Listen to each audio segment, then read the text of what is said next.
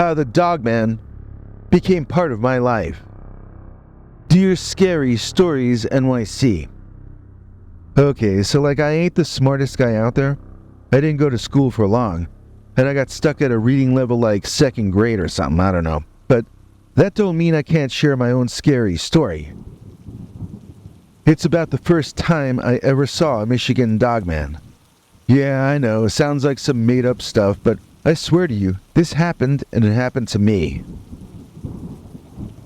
It was a chilly night in the middle of December, and I was walking home after a long day of doing odd jobs in the small town I live outside of. I ain't got a car, and I didn't have one then, so I had to make the journey on foot. The darkness surrounded me, and the wind whispered through the trees, making me feel uneasy. But hey, I had seen worse, and I didn't think much of it. As I trudged along the lonely road, I suddenly heard this weird growling noise coming from behind some trees. It was low and deep, and sounded like nothing I'd ever heard before. I stopped right in my tracks, trying to figure out what could have made such a sound. I squinted my eyes, trying to make out anything in the darkness, and that is when I saw it. This huge, dark figure moving between the trees. Now, I may be big, and I'm pretty strong in the weight room, but I don't have any kind of Batman superhero personality. What I'm trying to say here is that I ain't the bravest fella. And as soon as I saw that thing, I felt my heart racing like mad. But curiosity got the better of me. Or more than likely it was sheer stupidity. And I decided to go closer and get a better look. Yeah, I know, real genius move, right?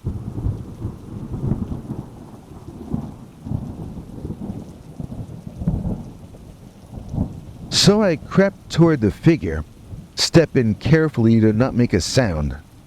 That was tough because my heart was pounding so hard I thought it was probably so loud that anyone around me could hear it too. But on I went. And as I got closer, I could see what this thing actually looked like. It was tall, taller than any man I'd ever seen.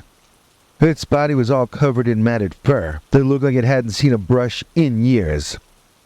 Well, actually, it was a wild animal, so maybe it never even got brushed one time in its entire life, if you think about it. The head. Oh, God. The head was like a mix of a wolf and a man, with sharp pointy ears sticking out from the top. Its eyes glowed a creepy yellow, like some sort of demon. And that growling. It was coming straight from its throat, and chest, and probably other parts of it as well. I watched frozen in fear, as it prowled around like it was maybe looking for something. Every movement was so smooth and calculated. Like maybe, just maybe, it knew it was being watched, but didn't even care. And then I wished I hadn't thought that thought, because all of a sudden I remembered that I am not a brave guy. And I wondered if I had stepped into something that I wasn't going to be able to step back out of. Panic rose inside me as I realized just how close I was to this creature. My instincts told me to run, and so that's exactly what I did. I turned on my heels and I sprinted like a madman, all the way back home. I didn't even look behind, because I was too scared to know if it was chasing me. It felt like I was running for a year, before I reached the safety of my small rickety house, slamming the door shut behind me. Then, instead of relaxing because I was safe, I started shaking so violently that I thought I was going to die. It was like all my body heat had left me. I collapsed onto the floor, gasping for breath, my mind swirling with images of that Michigan Dogman. I couldn't shake off the fear that gnawed at me, even in the comfort of my own home. I rolled myself up in a blanket, and I shivered on my bed for a while, till that panic attack or whatever it was over. That night, I couldn't even sleep, haunted by the memory of those glowing eyes and that bone-chilling growl. Since then, I've heard some stories about the Michigan Dogman that say it's some sort of legendary beast, that terrorizes these lands. And you know what? Now I believe him, 'cause I saw it with my own two eyes, and I was terrified of the idea of ever coming across that creature again. Brother, it made me realize that sometimes ignorance can be a gift. 'Cause if you don't know the Dogman exists, then you don't know he can hurt you. Now that I know he's real, though, I'm telling you, all bets are off. Now, y'all might be thinking I'm crazy for even sticking around in that same house after that first encounter, but sometimes life just ain't that easy. I couldn't just up and leave my hometown after one run-in with that Dogman, especially when I didn't have much of anywhere else to go anyway. So, I stayed put, trying my best to push that terrifying night out of my mind. I met this real smart guy at the library who believes in both Dogman and Bigfoot, right? And he told me that the chances of seeing a Dogman a second time are like 1,000 times less likely than having one sighting. And so like having a third sighting would be even 1,000 times less likely than the second time, and so on. He calmed me down a bit, making me feel like it would be almost impossible for something that scary to ever happen to me again. But as it turns out, fate isn't any better at figuring out percentages than I am. So it wasn't long before I found myself face to face with that Michigan Dogman once again.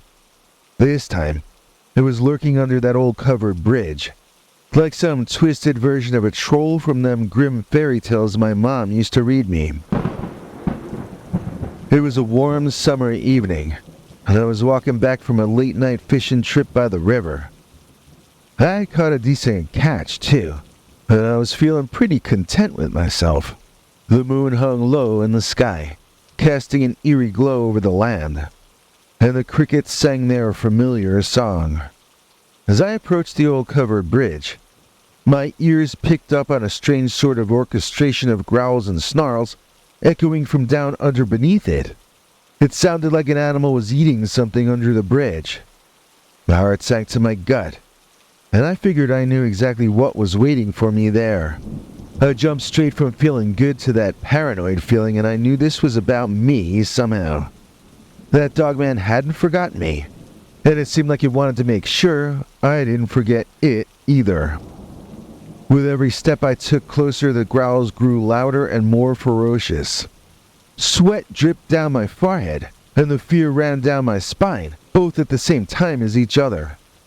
But something inside me, be it curiosity or maybe just sheer lack of smarts, pushed me to keep moving forward. It was like I was hoping it wasn't the Dogman, because then I would be in deep trouble. But at the same time, I wanted to see for myself. I gripped that fishing rod like it was my lifeline, clenching my teeth and taking deep, slow breaths to steady my nerves, like I seen this meditation guy do on YouTube.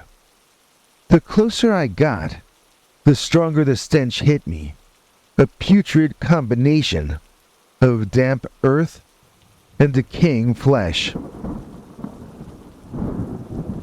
It was as if that Dogman had brought a piece of hell with it, right under that bridge.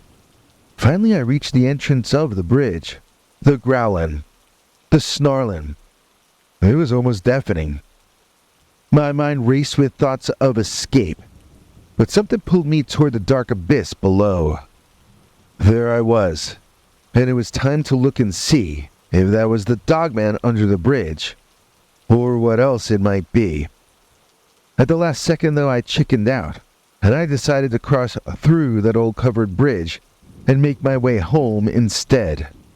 I no longer even cared what was making all that noise under the bridge. I cared about getting home in one piece with my fish. So with trembling hands, I flicked on my flashlight, shining it not under the bridge, but in front of me, inside that covered wooden bridge, illuminating the tunnel that awaited me. I took a step, then another, each one filling the air with a creaking sound that made my skin crawl. And there, standing right in the middle, was the Michigan Dogman. Somehow he had heard me, or maybe he smelled my fish. He had come up around from underneath, and he was waiting for me. not more than maybe 50 or 60 feet in front.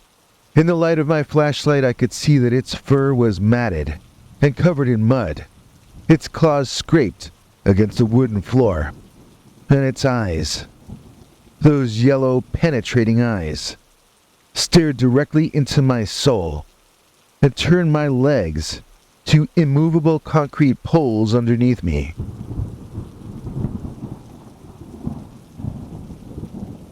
By the way, I don't mean that literally. I just mean that when our eyes met, I literally couldn't look away.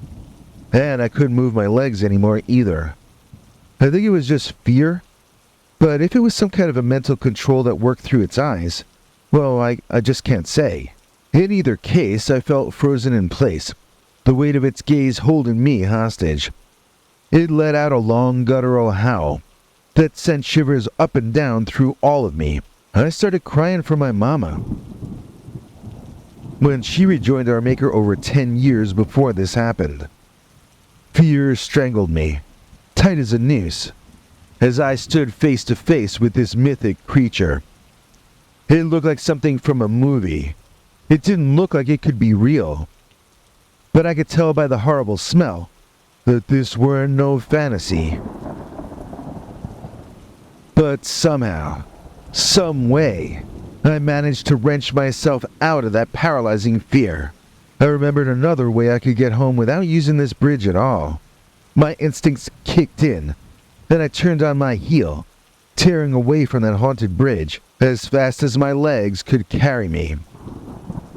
I didn't look back, fearing that if I did, I might lose whatever shred of sanity I had left. Since that second encounter, I've done my best to avoid anything that even remotely resembles a covered bridge. I just don't have the courage, or maybe the stupidity, to tempt fate a third time. That Michigan Dogman, it's etched into my nightmares. Every morning I wake up remembering dreaming about him again the night before. Sometimes in the dreams, he's inside my own house, and I have to hide from him, like it's his house and not mine. I wake up feeling so somber that I have to find some happy music on the radio and blast it real loud to start feeling human again, just so I can start my day. So take my word for it, folks. Sometimes the things we believe to be merely stories, fairy tales, or legends turn out to be all too real. And trust me, you don't want to go looking for trouble where these creatures dwell. Ignorance might not always be bliss, but it sure beats staring fear in the face again. Now, I never thought I'd find myself face to face with that dreaded Michigan Dogman for a third time. After my 2 previous encounters, I tried my best to put both ordeals behind me. But it seemed like fate, the world's worst mathematician, had other plans in store for yours truly. And this time, my cousin Wilbur got tangled up in the mess too. This time it was a crisp, early autumn evening, and Wilbur and I decided to head out to those familiar woods, where the Dogman had made its presence known to me before. I wanted to show Wilbur the exact spot where I had most recently encountered that beast, like some sort of twisted tour guide. I know it sounds crazy, but in a way, I needed someone to bear witness to the horrors I had faced. I didn't want to go to the grave being the only one who knew what truly happened. We trudged through the fallen leaves, Wilbur's excitement barely containable, as he hopped from one topic to another. I, on the other hand, felt a growing pit in my stomach, knowing full well what we might stumble upon. The sun dipped low on the horizon, casting long shadows between the gnarled trees, but we pressed forward, undeterred by the encroaching darkness. As we neared a clearing, Wilbur pointed to a spot near the edge and exclaimed, "That's where I saw it too, Danny. Right over there." His voice trembled, with both trepidation and fascination. Now, I thought he was pulling my leg. He never told me before that he had seen the animal man, and now here he was claiming that he saw it about a 1 or 2 minute walk away from my most recent sighting. It was kind of a surprising thing for him to say, you know? Before I really had a chance to process Wilbur's words, a bone-chilling howl pierced the air, slicing through the silence like a machete. My blood turned to ice again like that other time, and Wilbur's eyes widened with fear. We turned toward the source of that growl, and there, peeking out from behind the thick foliage, was that dreaded Dogman. I swear if it wasn't the same one as the first two sightings, then this one was that one's twin brother. I didn't know that this creature even came out during the day. But there I was, looking at this thing in the waning daylight. Its fur stood on end, and its snarl revealed rows of razor-sharp teeth. And even in the daylight, his eyes somehow seemed to glow from the inside out. Fear clutched our chests, paralyzing us for a moment. But the instinct for survival kicked in, and we turned to run. There was no time to think, only to react. Our survival depended on it. We weaved through the trees, branches clawing in our faces, as the Dogman gave chase. Its thundering footsteps echoed behind us. Its growls reverberated in our ears, fueling our panic.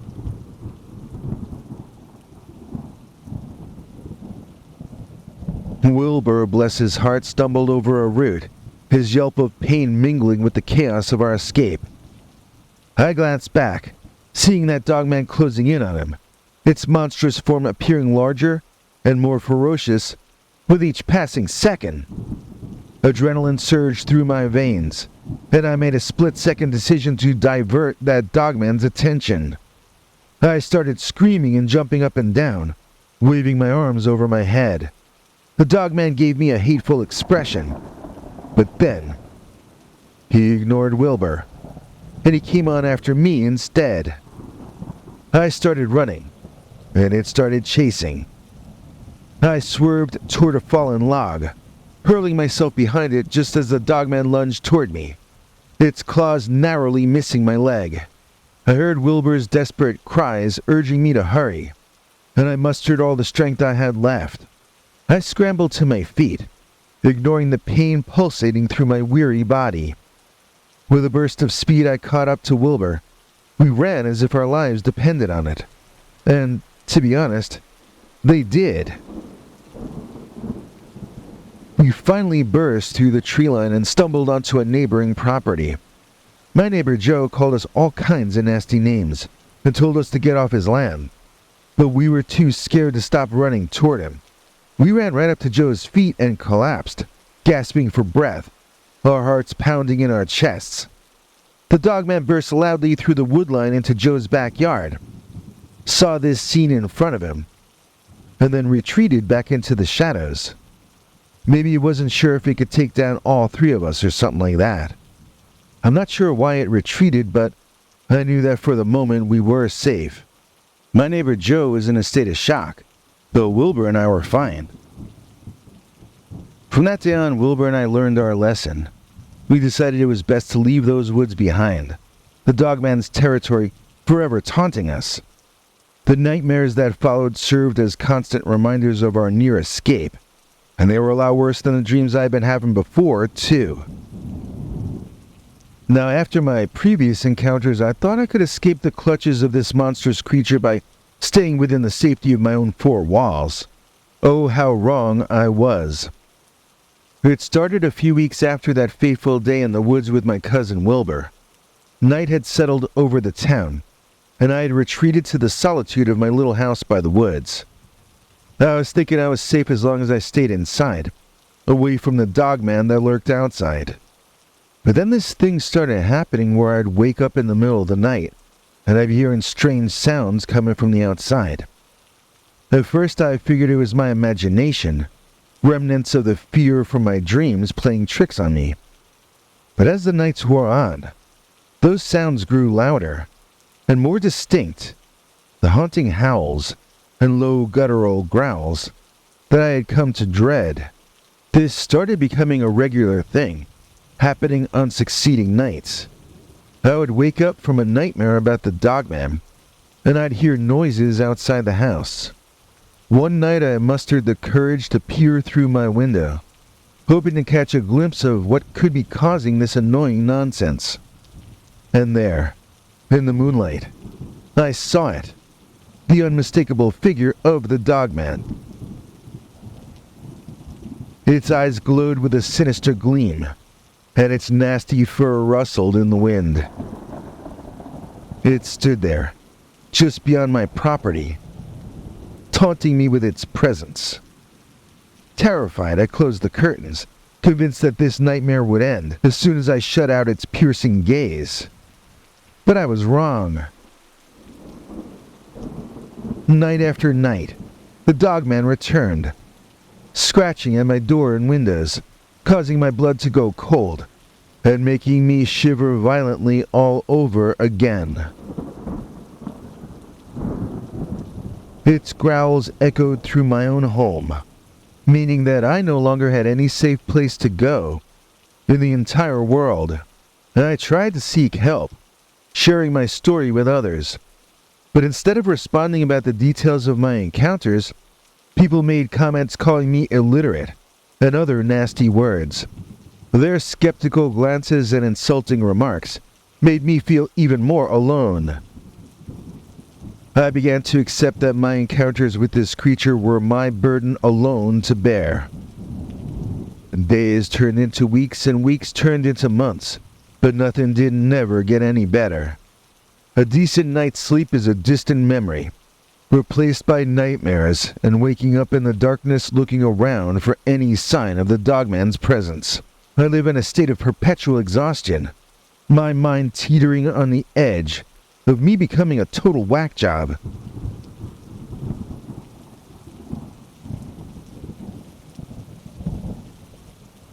It's been years since that first encounter, and still the Dogman never eases up on me. I've tried everything. Salt lines, prayers, even seeking the help of self-proclaimed experts in the supernatural. But so far nothing can shake this Dogman. It's as if this creature has claimed me as its own, like a target for its twisted amusement. And so here I am, trapped within the walls of my own home. I can only hope that one day the Dogman will lose interest, or find someone else to torture.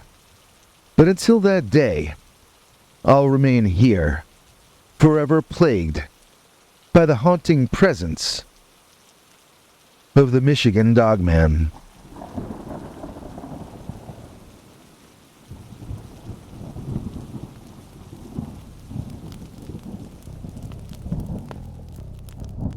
She came back to get her fix. We proudly welcome back Helena66. Please join us in welcoming to our channel membership Helena66, who used to be a member of our PayPal club back in the year 2020. Helena will get to see our secret uncensored stories, as well as our over 25 hours of secret uncensored archives. If you too would like to learn more about all that, then please check out what our international TV spokesmongrel, Henry Lee Dogman, has to say. Hank? Thanks, Biggie, and thanks to all of you for watching this far. If you liked it, please click like. If you'd like to see more of our work, please subscribe. And also click that bell icon if you'd like to be notified when we put out a new episode. To become an executive producer, you can donate to us through the thanks button under each of our videos or through our paypal.me/PeterBernard209 page. To receive cool perks like secret uncensored Dogman episodes far too wild to ever run on this channel, you can become a YouTube channel member by clicking the join button, or join our PayPal subscribers club at peterbernard.com. Joining either at the $3 a month level or above gets you access to our over 25 hours of secret uncensored Dogman stories available nowhere else. Do you have a scary story about Dogman or some other kind of high strangeness that happened to you? Let us know by emailing us at scarystoriesnyc@gmail.com or by leaving us a voicemail message at 804-LA-SCARY.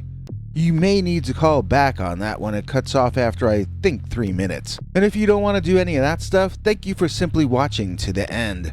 Good night, and have a scary tomorrow.